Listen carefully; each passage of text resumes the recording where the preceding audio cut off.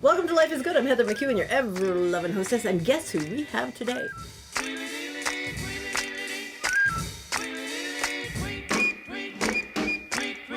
rocks in the treetop all the day long, hopping and a bopping and a singing his song. All the little birds on Jaybird Street love to hear the robin go tweet, tweet, tweet, rockin' robin, tweet, tweet, rockin' robin.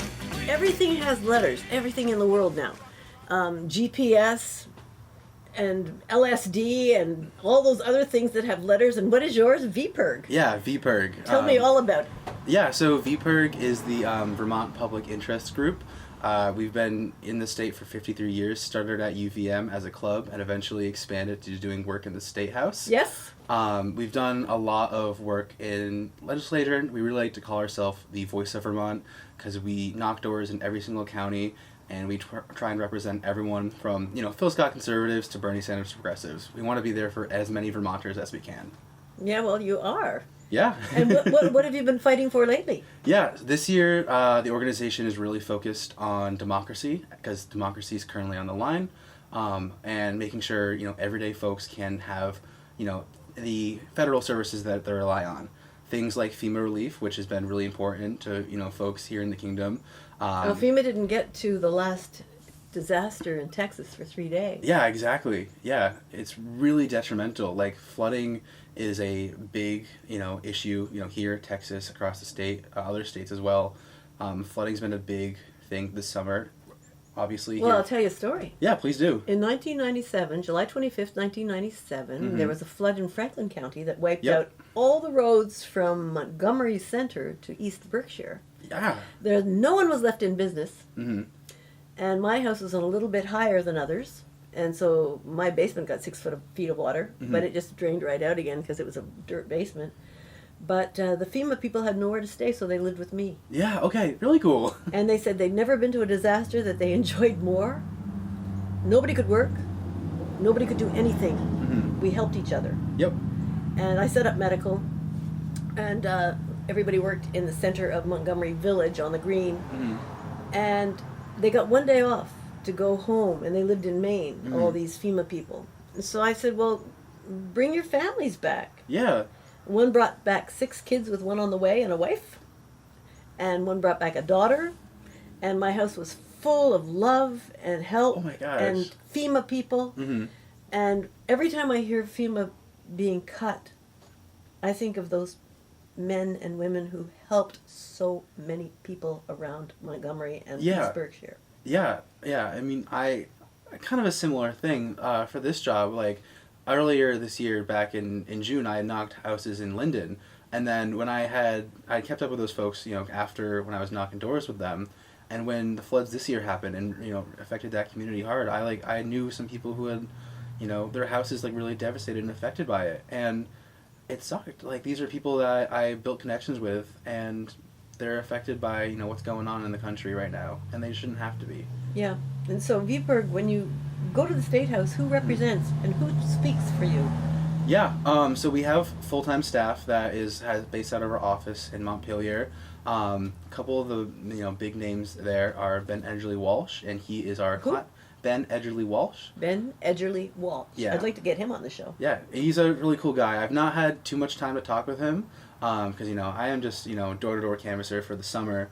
That's how we met. That's how we met. We actually biked down the driveway and knocked on the door, and we met. Yeah.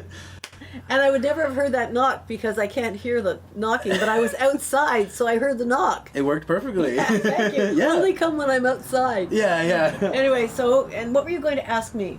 Yeah, we have started this summer, at the door asking folks, what kind of track do you think the country's on? The right direction or the wrong direction? Because we truly think that the country, at least the federal government, is going in the wrong direction. It's leaving everyday folks behind, printing out checks for the big folks, and leaving the people who need the most support behind, and they think it's messed up. Well, the big beautiful bill did a lot to hurt Medicaid. Oh my gosh, I think it's around 4% of Vermonters are affected by that. And Everybody, I have a clinic. Yeah. Okay. And if people don't have money, I don't charge them. Yeah. That's just the way it is around here. they'll either do something for me or they'll bring me a cake or they'll, but you know, it's a fair trade. Yeah. I get to talk with these wonderful people. Yeah. But they come to me knowing that, well, if we have something, we'll pay you. And, you know, a lot of people who do come are able to pay. And, well, I've lost all my Canadians. So I've lost all that Canadian business. But we all help each other around here. Yeah. And that's the way Vermont is. It was like that when I lived in Franklin County, too. We did a lot of that kind of trading out for services because nobody had any cash. And the people who were coming to me who are hard up, injured but hard up, now they don't have Medicaid. Yeah. Yeah. And what are they going to do? I mean, they can't go to the hospital and just say, my Medicaid was cut. What do? I need a surgeon right now. I broke my arm right now. And I think the hospitals can be very humane, but the worry and the stress of people who have no medical care, even though they were getting it from the government, it's just horrible. And health insurance is bad anyway. Even if you have health insurance, it's so expensive. Yeah, yeah. One of the things that I've been talking to a lot with folks at the door is, you know, the cuts of rural hospitals. And, you know, not everyone's going to be able to make that 2-hour drive to the UVM hospital. Like, they need local help in their communities. So, well, you haven't heard about this, but they were threatening some cuts here. And, oh, yeah? And the whole city got up in arms, and we all went to Montpelier, and the mayor and all the people involved in the councils. They sat on the State House steps and gave beautiful talks about why this important hospital is necessary here, especially for seniors. Oh my gosh, yeah. Because I'm a senior, and I don't drive. You know, you just came into my driveway and I had apologized because I'd run over my garbage. I backed up and I just crushed my garbage. It's like, and so I didn't park here this time, you know. But I don't go anywhere unless I'm on my bicycle. And in the winter, I just hang out. Yeah, I'm the same exact way. I mean, I live in Burlington right now because I go to UVM, and I only have a bike as well. And I'm biking to get my groceries, biking to doctor's appointments, so I understand that. Yeah, and so when you're my age, you're lucky if you can get out and do some cycling. Yeah. But the hospital is walking distance from here. Yeah, that's true, yeah. It's 1.5 miles from downtown. It's a mile from the closest grocery store, and it's around the corner from me. Without that, I've been there. I've lived in Newport this is my 7th summer, and I've been in the hospital 5 times because I'm really clumsy. I mean, this morning, I fell in the woods. I think every wild animal and bird now knows how to swear. Just throwing a whole line of them. But I mean, I came down really hard, and I started crawling through the woods, you know, and thinking, oh God, I hate this. But I'm fine. But I don't bounce like I used to. Yeah. So without that hospital, you know. Yeah, things would be different, you know. Yeah. Well, I'm glad to hear that folks, you know, took initiative and put things in their own hands. Well, you say this is your favorite part of Vermont, and that's why. Yeah, I've been saying to folks a lot, this is probably my favorite part of the state. Like, I've been knocking on doors here for about a month now. You know, I've gone to, you know, West Glover, Linden, Burke, Westburg, Newport, the other side of the road, near Lake Road, and even towards, like, Canaan, like, further in Essex County. Like, this is, like, every time I've knocked on doors, people have been super, super cool to talk to, super, super kind. I feel like this is just the most amazing views and most amazing people in the state, and I want to give back to it in any way I can. And that's kind of what I'm doing with this type of work, knocking doors, talking to people. When you graduate, you're taking environmental science. What will you do with that? Yeah. Where will you go? Yeah, so I kind of have 2 plans that I'm picking between right now. They're very similar to each other. The first one is to stay with VPIRG for 2 years. They have a program called the Fellowships Program, which essentially is for people who just graduated college and want to be involved in, you know, policy, environmental organization, activism in some way. They essentially are interns with our full-time staff in the State House, continuing that for 2 years. Yes. Hopefully I'm able to do that. Afterwards, I really want to go abroad and go to grad school in either Copenhagen, Amsterdam, and Tokyo for ecological design and, you know, environmental assessment, things like PFAS and other dangerous chemicals that are, destroying communities. Once I finish grad school abroad, bringing it back here to the States in Vermont, I'd love to continue doing the work here in the kingdom. Copenhagen. Yeah. I think that would be the best environmentally. It definitely is up there. In Tokyo, the quality of air is not, they're not doing much help for themselves. That is very true.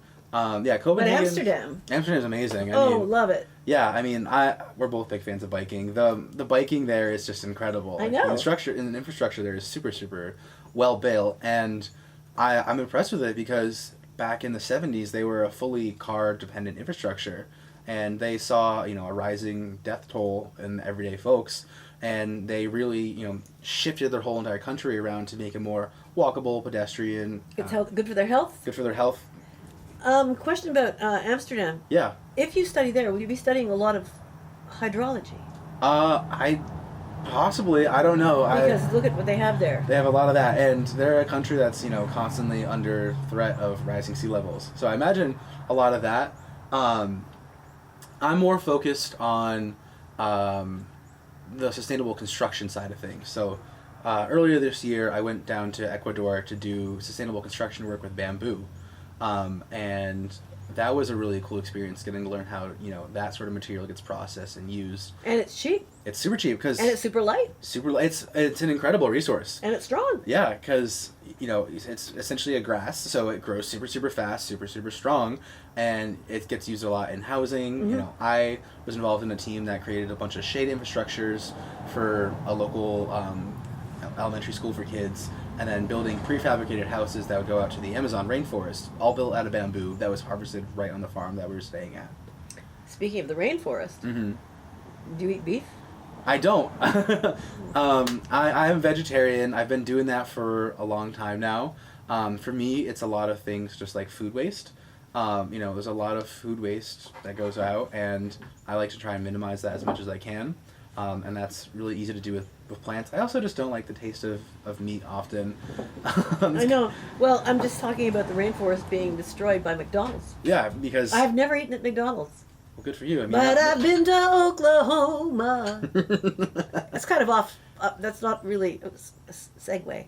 Didn't match, did it? But I don't care. You can do so many things in life and still skip eating junk food. Oh my gosh, yeah. And eating things that destroy the environment. Yeah, yeah, for sure. Greed over everything. Yeah. Greed is destroying people, destroying our planet. It sucks. We should, humans shouldn't be greedy. We should care for each other. I agree. You're a lovely young man. Thank you. When you come to this area, it went Trump. Yeah. What kind of feedback are you getting at the doors of people who are Trumpers? Yeah. Because we all, I always say, no matter what you vote, you've got to love the soul of the individual. Mm-hmm. We can't let this destroy our country because we still have each other. And when things smooth out, one way or the other, we have to get along. Mm-hmm. So how do you approach them, and what do they say? Yeah, we typically start our conversations, just asking folks what direction they think the country's going down. And I try and keep a conversation going with anyone, because I really just want to know what's going on in communities and how we can, better, as an organization, be there for everyday folks. So I'll typically just ask folks, what are some things going on in your community that you're concerned about? And often we're able to find at least some common ground and, build there to form a connection. Yeah. At least on a human level, at the very least. Have you had any negatives? Not here, no. Good for you. Yeah. That's your personality, too. People have been amazing to talk to here. I honestly sometimes prefer the areas that have voted more conservative in the past. I've knocked doors in Alberg, which is another community that is often leaned more on the right, and that's been one of my favorite days, because the conversations I had with people were just absolutely incredible. Mm-hmm. People, they really know their communities, and they want to see, the best for them, and I want to see, if I can do anything for them, the best for them as well. How would you do anything for me here? What would you suggest in Newport? I don't have an answer for you, quite frankly. Well, then get out. No, I'm kidding. Yeah, I mean, my kind of role right now is, knocking doors, gauging the issues that communities are really invested in, bringing it back to the organization, Okay. making sure we can connect with folks, on some level, and bring them into the organization, better represent them as a group. Well, that's good. I would say the biggest issue here is housing. Yes, that's been a big one I've heard about. Clean water in the lake. Yep. And we have the new Mem for Magog Science and Education Center, which is phenomenal, teaching generations of children to appreciate the lake and know what's right, know what's wrong, how to handle it. Yep. And in a scientific environment. And other things, the economy here fluctuates. 100 years ago, super, super cool place to be. They had boats on the lake that carried Oh, yeah. thousands of people. Yeah, I've seen photos of it, and I heard about local history from my friend who works with us, and she's from town. It's like Who is she? Her name's Josie. She used to live over on Lake Road. I think she moved to a different town nearby, but I don't remember the exact one. But she's in town right now as well with me. We're knocking doors, and she's like, "Oh, these are really cool people, my friends." Like yesterday, I was over in Charleston, and she's like, "That's my dance teacher's house. Oh! You should go say hi to her." And I said hi, and she remembered her. Like, it was a great experience. I like the small world that Yeah. we live in. That's one of my favorite things about this job is the small world aspects. People usually say, "Who are your people?" And my people are from the Eastern Townships in Montreal. So, and I grew up 6 miles from here across the lake. Yep. And in a cottage, when cottages were cottages. Mm-hmm. And I've always been environmentally interested. My dad was very involved in the beginning, and his business was electrical submersible pumps and sewage treatment. Oh, yeah. And when you said Copenhagen, his company started in Stockholm, Sweden, Mm-hmm. which is where my grandson is right now. And I always thought Scandinavia was the cleanest place. It definitely is very clean. I did some research over in Iceland as well on this sort of thing. I've never been there. Yeah, I in my freshman year of high school, I guess the summer after my freshman year, I was involved in an internship that was essentially writing a field guide about different things in Iceland. I wrote about different species interactions and habitat, but a couple other folks there were writing about geothermal energy. Oh my God, yeah. Because that's a huge thing in Iceland is geothermal energy because they are on a volcano. And it's another Scandinavian country that's really just focused on using good clean energy and really efficient just everything. I mean, they essentially create so much energy that in the winters they'll keep doors open and the lights on because they have so much energy and extra heat. Like, it's a truly insane country. Same with the rest of Scandinavia, as I've found at least. Yeah, I think you pegged it. It's great people. Great people. You deal with everything from Bernie Sanders to Trump. Yeah. Just a large margin of things. Large margin of things. And I like being right in the middle. Mm-hmm. Because it's common sense, and I'm an old woman. Mm-hmm. So being in the middle is a safe place for me to be right now. Fair. And listening to both sides. I'm a mediator by profession. Mm-hmm. So if you listen to both sides, you can glean the straight road to go. Yeah.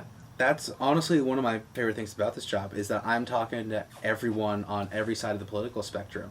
Like I live in Burlington right now because I'm going to college there, and it can be sort of an echo chamber of similar things. Coming and knocking doors across the state, I really get a good idea of every stance. Like, for example, yesterday I knocked one house, very right-leaning Trump fan. Next house was a dancer and bread and puppet. Oh my God! Like, the two extremes. Was it Maris? No. I don't remember his name. Oh, it's a girl. Oh, guy. Yeah, I don't remember his name, but it was Maris Wolf was my dance teacher. Oh, really cool. Uh-huh. Yeah. Like my friend Josie, her dance teacher's name was started with a D. I don't remember. No, it's like I see all ends of the political spectrum from the extremes to the far middle, and I talk to folks about that and what's going on in their communities, and it's really just given me, I feel, a really good depth of understanding of that sort of thing. And what will you write when you go back for your report? The main things I've been talking about are the lake here, which is affected heavily by PFAS, and housing. Those are the two big talking points. Describe PFAS for my friends. PFAS. Yeah, PFAS. PFAS. Yep. So PFAS is a type of forever chemical. It's used in pretty much everything at this point. Some common ones in the household are things like rugs, non-stick stove appliances. What do you mean non-stick opposed to, like Teflon? Yeah, Teflon is one. I'm like 90% sure. I don't remember the exacts off the top of my head. And things like agricultural runoff have a lot of it as well. I had heard from folks here in town in Charleston, a lot of it comes from the Coventry landfill and breaks into the lake. But essentially, it's a chemical that is really dangerous to human health, dangerous to animal health. It's a whole bunch of chemicals, but it's a whole label of them essentially. And almost every single person has at least some traces of it in them, and it's super dangerous for people. Well, the cancer that has been happening in the country, Mm-hmm. I always say the same thing, whether you can put a name on the chemical or not. Our atmosphere is transforming faster than a human body can evolve. Mm-hmm. Faster than any body, be it fish or mammal, Mm-hmm. evolves. And so it affects us almost immediately in one generation. Oh yeah. And that's tragic. Yeah, I mean, kind of a line I've heard from people is like, one generation affected by lead poisoning, next generation asbestos, microplastics, now it's PFAS. Like, there's always going to be some super dangerous thing that's being used and harming everyday folks. As Gilda Radner used to say, there's always something. Mm-hmm. Yeah. And she's right. And my father used to say, in every 20 years, there's usually a world war. Mm-hmm.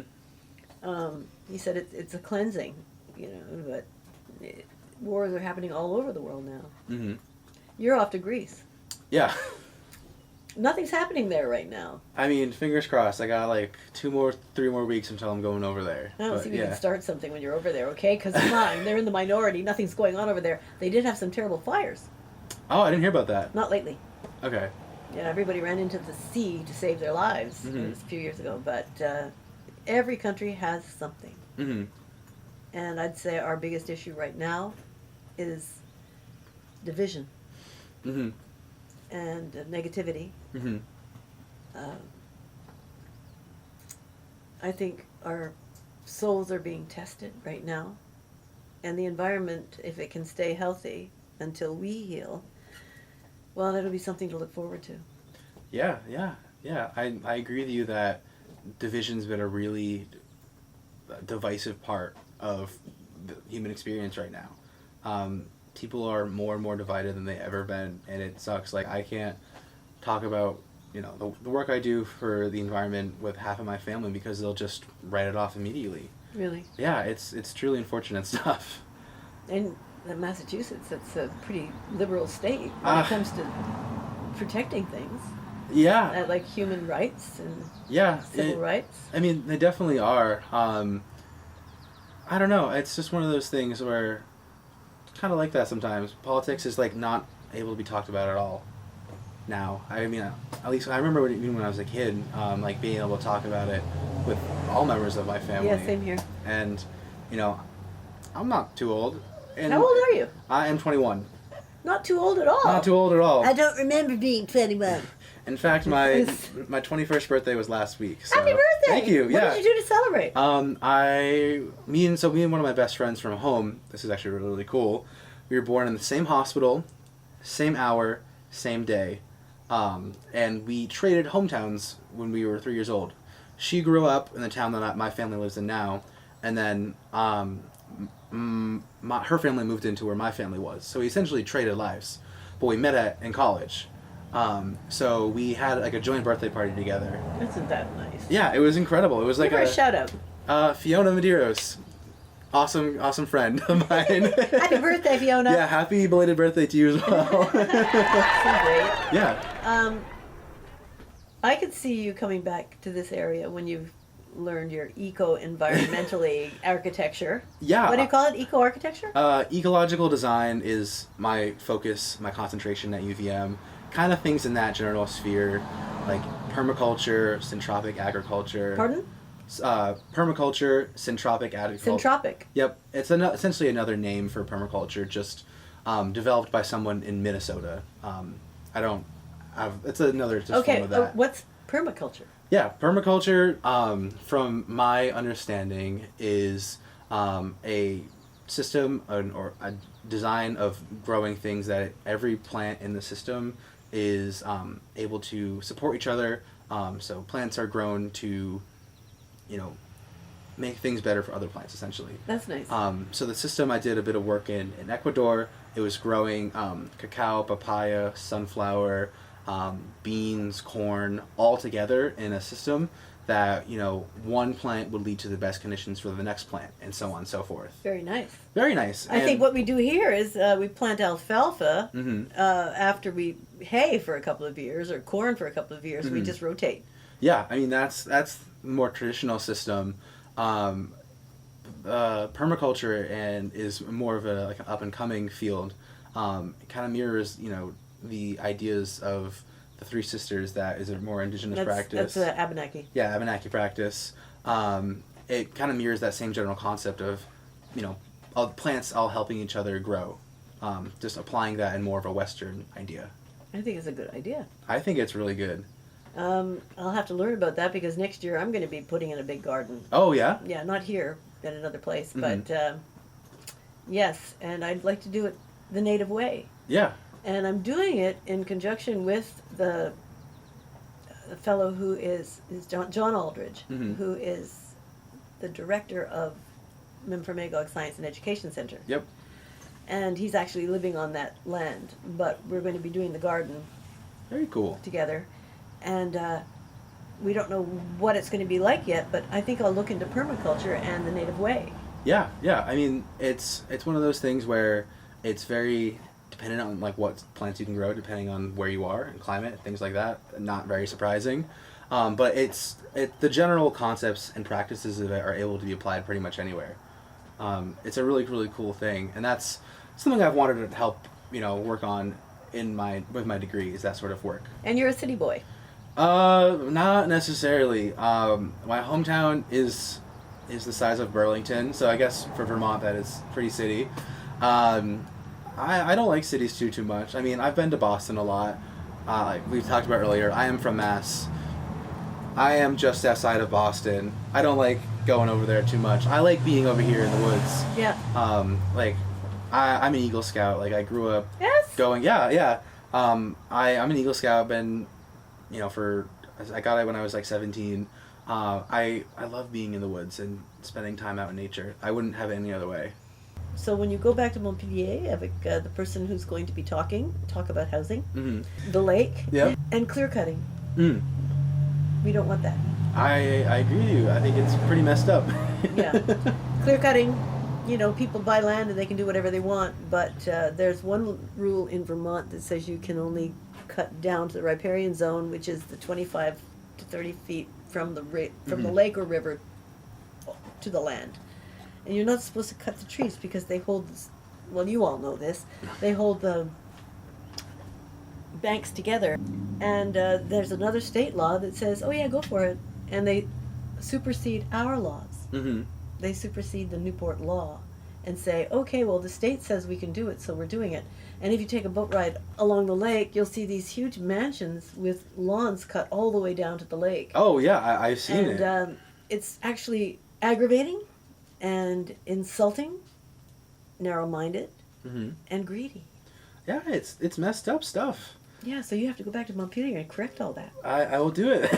And he will. Once again, young man, it's so nice to have you here. Yeah, pleasure getting to talk to you. Thank you. Thanks for watching Life is Good. Yeah. These young people, 21 years old, taking environmental science at UVM, open-minded to all sides of politics, trying to find the common denominator so it would be better for all of us. But you're lovely. Thank you so much. You're lovely as well. Glad you knocked on my door. I'm glad I knocked on your door. I was so excited to. So, thanks for watching Life is Good. See you next week. All my love. and love each other. Okay, nothing wrong with that. Rockin' Robin, 'cause you really